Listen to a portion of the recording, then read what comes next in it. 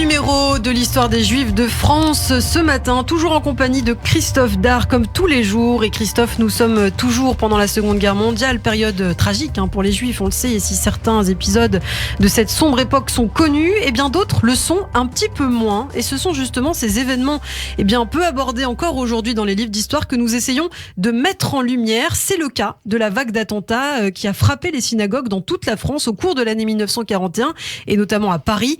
Dans la nuit du 2 au 3 octobre, des engins explosifs sont placés devant 6 des 13 synagogues parisiennes. Il n'y a pas eu de victimes, mais les dégâts sont importants. Mais en fait, ce qu'il faut dire, Christophe, c'est que cela fait plusieurs mois que d'autres synagogues à cette période sont touchées, et notamment en France. Et oui, tout d'abord à Marseille, la cité phocéenne qui compte environ 10 000 juifs à la veille de la Seconde Guerre mondiale, qui en abrite un peu plus de 14 000 en 1941, beaucoup bien sûr, qui sont venus de la région parisienne ou d'Alsace, puisque Marseille fait partie de ce que l'on appelle la zone libre, même si le terme, au vu des conditions, est plutôt impropre. La presse collaborationniste d'ailleurs, qui parle de la nouvelle Jérusalem de la Méditerranée pour qualifier Marseille. Le 19 mai donc 1941, la grande synagogue de Marseille, rue de Breteuil, inaugurée en 1864, est attaquée. Et dans la nuit du samedi 9 au dimanche 10 août 1941, à Vichy cette fois, qui compte 2050 juifs selon le recensement effectué quelques semaines plus tôt, donc 88% sont de nationalité française, une bombe explose à 3h du matin devant la porte de la synagogue construite en 1935. Quelques jours auparavant, des pierres avaient été lancées contre le lieu de culte. La porte du bâtiment est détruite, le vestibule endommagé, des vitres sont brisées sur le bâtiment et dans les maisons voisines. Le maréchal Pétain désapprouve cet acte. Le grand rabbin de Vichy adresse un courrier aux autorités. Il envoie un télégramme au ministère de l'Intérieur.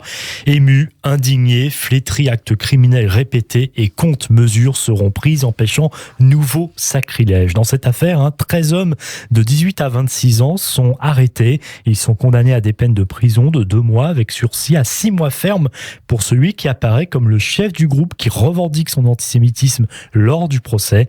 Il s'agit d'un membre d'un groupe du Parti populaire français, un parti fasciste dirigé par un certain Jacques Doriot, ancien communiste d'ailleurs.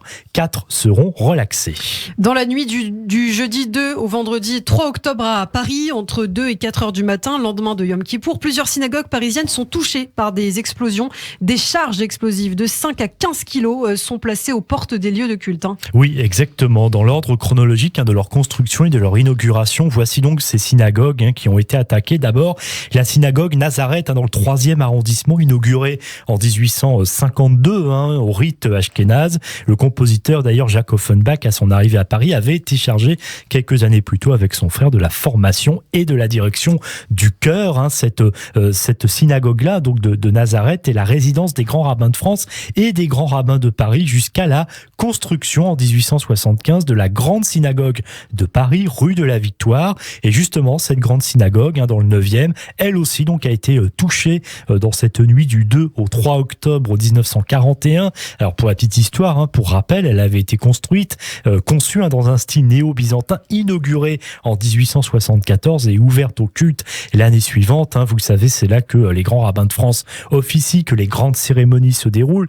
qu'Alfred Dreyfus s'était marié avec Lucie Hadamard en 1890 et que Théodore Herzl, quand il était à Paris dans les années 1890 comme correspondant de la presse viennoise, se rendait souvent dans cette synagogue, attaquer donc la Victoire, comme les autres d'ailleurs, mais celle-ci en particulier, évidemment, comme c'est le cas en 1941, est donc un acte hautement symbolique. Et puis la synagogue des Tournelles dans le 4e arrondissement, consacrée au culte ashkénaze en 1876, est fréquentée par des juifs originaires d'Alsace et de Lorraine et d'Europe centrale. Elle est également visée, mais les dégâts sont peu importants.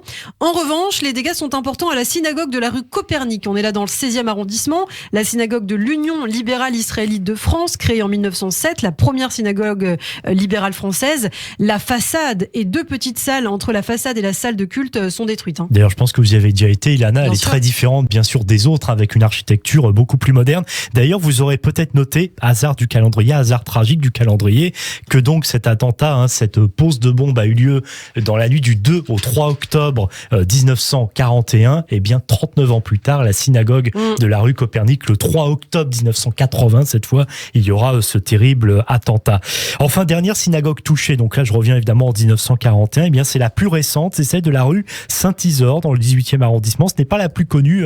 Elle a été fondée en 1904, installée à l'emplacement d'un oratoire fréquenté par des juifs russes et polonais au début du siècle. Elle avait été reconstruite en 1937, donc peu de temps avant, par Germain Debré. C'est le fils de Simon Debré, le grand rabbin de Neuilly-sur-Seine, et le frère du professeur de médecine Robert Debré, et l'oncle aussi du futur Premier ministre du général de Gaulle, Michel Debré.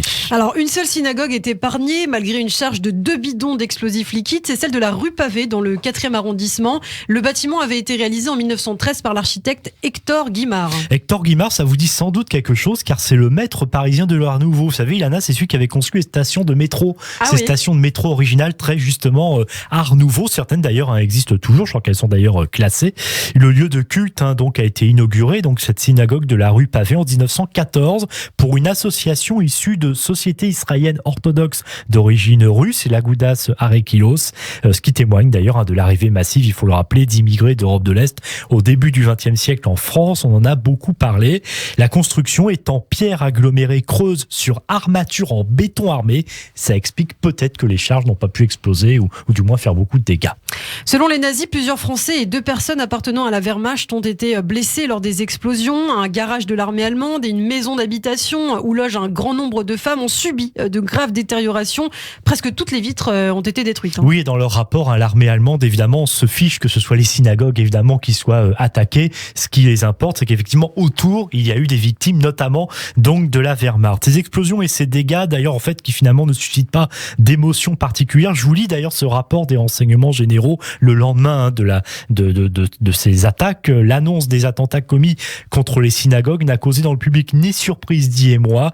Cela devait arriver, entend-on dire, avec une certaine pointe d'indifférence. Ça ne devait pas d'ailleurs être effectivement complètement faux à l'époque.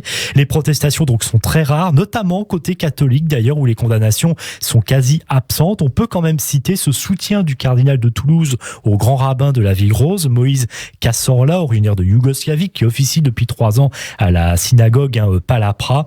L'évêque lui dit dans un courrier: « Nous ne pouvons pas oublier que selon la parole de Pie XI, les catholiques sont spirituellement des sémites. C'est une des raisons, et non pas la seule, pour laquelle nous compatissons au malheur d'Israël et que nous demandons à Dieu d'étendre sa main secourable sur tant de souffrances et tant de douleurs. » Alors la question qui se pose est surtout, qui a posé ces bombes ? Très rapidement, le responsable est désigné. Il s'agit d'un certain Helmut Knochen, commandant nazi de la police de sécurité, futur chef de la police et du service de sûreté pour la France et la Belgique. Il a ordonné ces attentats. Il a fait venir des explosifs depuis Berlin. Oui, il n'est pas tellement connu, effectivement, cet homme. C'est sans doute un homme de main, évidemment, de cadre plus puissant. Et puis surtout, c'est pas lui, en fait, qui a véritablement, évidemment, posé les bombes. Ce sont des miliciens. Alors, on les a plus ou moins identifiés, parce qu'à l'époque, on savait qui c'était. Ce sont ceux d'un mouvement, le mouvement social révolutionnaire, groupuscule pro-nazi, fasciste, fondé en 1940 par Eugène Schuller, propriétaire du groupe L'Oréal, et Eugène Deloncle, l'ancien chef de la Cagoule. C'était une organisation terroriste démantelée par le ministre de l'Intérieur du Front populaire Marx Dormois en 1937, après l'échec d'un coup d'État qu'avait tenté la Cagoule, et en fait qui finalement est resté assez actif malgré la dissolution. On a découvert des armes, on a arrêté plus de 120 membres, mais la preuve en est que le 5 juillet 1941, cette sinistre cagoule vit toujours, puisque ce jour-là, justement, Marx Dormois, l'ex-ministre de l'Intérieur, est assassiné par d'anciens membres de l'organisation terroriste qui se sont donc vengés. Malgré la garantie que les anciens membres de la cagoule sont à l'origine de ces attentats et que le responsable allemand a été identifié, il n'y aura aucune poursuite. Helmut Knochen jouera notamment un rôle dans les déportations massives de juifs vers les camps de concentration nazis.